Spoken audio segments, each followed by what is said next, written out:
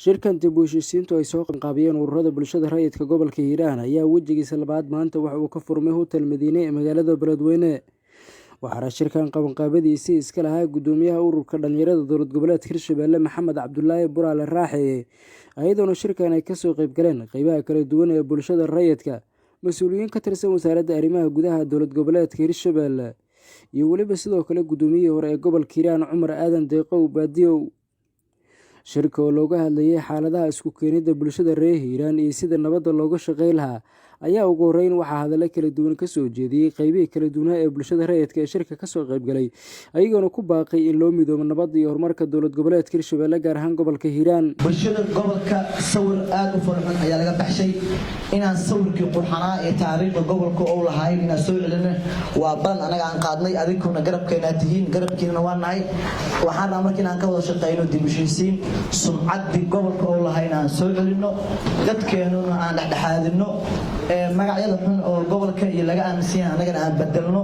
kulankaas intaas buu inoo ahaa cilmi iyo aqoon anagu ma leeyihiin adinku baarmaynaan aan sameeyno iskaashi sidee gobolkeena ku horumarin karnaa waa topic kaliya ee hadda halkan aan isku nimaanay mar kale waxaa idinkaga mahadcelinaa ururada dhalinyarada bulshada odayaasha dhaqanka ganacsatada ee noo qaabilay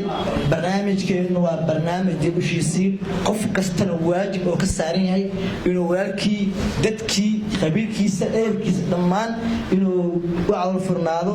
oo heshiisiyo oo isku keeno oo midayna waa waajibaad aan cidna amaarna aan laga warsanaynin oo ka shaqeynayna dib u heshiisiin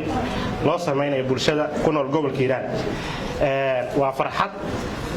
waa bilow fiican wayna sii socon doontaa hadduu Ilaahay idmo arrin markay tahay bilow waxaa loo baahan yahay in la garab istaago lagu dhiirigeliyo dhalinyarada wado dib u heshiisiin dhaba inay dhacdo kulay waa wax loogu baahan yahay wadanka dhammaan gaar ahaan magaaladan aan ku noolnahay ee Beledweyne. aniga oo ku hadlaayo magaca ururka wacyigelinta iyo horumarinta gobolka Hiiraan waxaan kulay soo dhaweynaynaa guud ahaan barnaamijkan dib u heshiisiinta waan ku faraxsanahay waxaa kaloo soo dhaweynayaa dib u heshiisiinta haddii magaaladan ay dib u heshiisiin lahayn afarta xaafade ay kala xirxiran tahay maalin walba oo qabiil iyo waxyaabo noocaas loo adeegsado waxaan isleeyahay wax horumar ay gaari karta malahan anigu runtii waa nacbaa qabiilka Soomaali waa iskugu keenid iyo ma kala sokayso adinkana waxaan jeclaan lahaa inaad nala fahantaan oo qabiilka meel iska dhigtaan dib u heshiisiintan aad soo dhaweysaan lagu heshiisiinayo dhammaan shacabweynaha gobolka Hiiraan mar labaad waxaa mahadsan gudoomiyaha ururka dhalinyarada iyo gudoomiyihii hore ee degmada Bulburte oo runtii suurto geliyay in meeshaan maanta lagu kulmo mar labaad iyo mar saddexaad aad iyo aad u mahadsantihiin ka midnimo ahaan ururka midnimada gobolka Hiiraan waxay soo dhaweynayaan dib u heshiisiinta loo sameynayo dhammaan shacabweynaha gobolka Hiiraan waxaana qayb ka noqon doonaa maadaama aan nahay ururkii midnimada waxa socdan ay yihiin dib u heshiisiin inaan xubin weyn iyo kaalinta aan markaas ku leenahay ka qaadan doono insha Allah. waan soo dhaweynayaa dhalinyarada meeshaan ka shaqeysay oo intaan wadada iskugu keento dib u heshiisiin ka shaqeynayso waxaan leeyahay mahadsantiin hore u sii socda annagana waa idil garab taaganna haddaan haween iyo dhalinyaro wax walba u qaal. Cabdi Daahir Guure Karoore agaasimaha xiriirka degmooyinka dowlad goboleedka Hirshabelle ayaa sheegay muhiimadda ay leedahay isdhexgalka iyo nabadgelyada asigoona ugu baaqay in dhalinyarada ay ka qayb qaataan inay isku keenaan guud ahaan beelaha daga gobolka Hiiraan saa ka warqabtaan dadku wax ma kala qarsadaan Beledweyne tuulooyin kamid ah dagaaladii ka dhacay wili la isma dhaxmaro wili lama kala adeegto dadku waa kala xiran yihiin ayagoo ehl ah oo qaraabo oo xidid ah oo xigaalo ah waxa suuragal ah wiil iyo abtigiis inay 4 sano 5 sano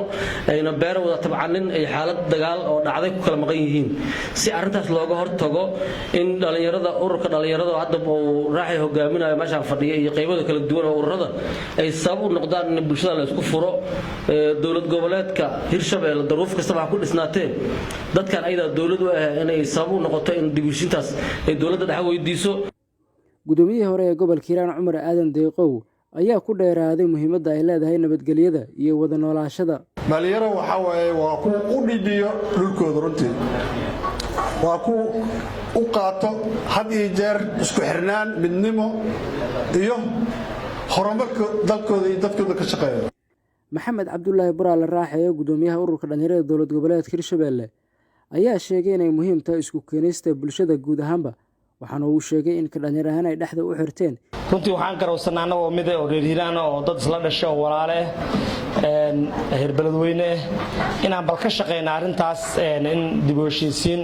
aan ka bilowno aan horudhac aan u sameeyno odayaasha aan u yeerno haweenka aan u yeerno cid walba oo qosaysan aan u yeerno arrintaas si ay u noqoto arrin mira dhale dadku hadii heshiiyaan wax walba hagaagayeen magaaladeennii iyo gobolkeennii waa ogtihiin uu ka heray gobolada kale waxa ugu wacan waxa waaye tafaraaruq iyo dhibaatada mar walba aan dhamaanaynin dhaxtaal marka waxaan rabnaa qof walba oo inuu ka qayb qaato arrinta dib u heshiisiinta dadka aan isku keenno aan isku soo jiidno dad dhalinyaro aan nahay bal inaan dhalinyaradii aan ka bilaawno oo ayaga isku imaadaan ay kulamo sameeyaan waaweyn kadib aan u gudubno dadkii kaleeto aan tusno walaaltinimada iyo wanaagga naga dhaxeeyo inaan midnimada wax ku qabsan karno midnimada hadaan helin aan waxba qabsan karin. Cabdishakuur Maxamed Xasan, Bulsho TV, Beledweyne.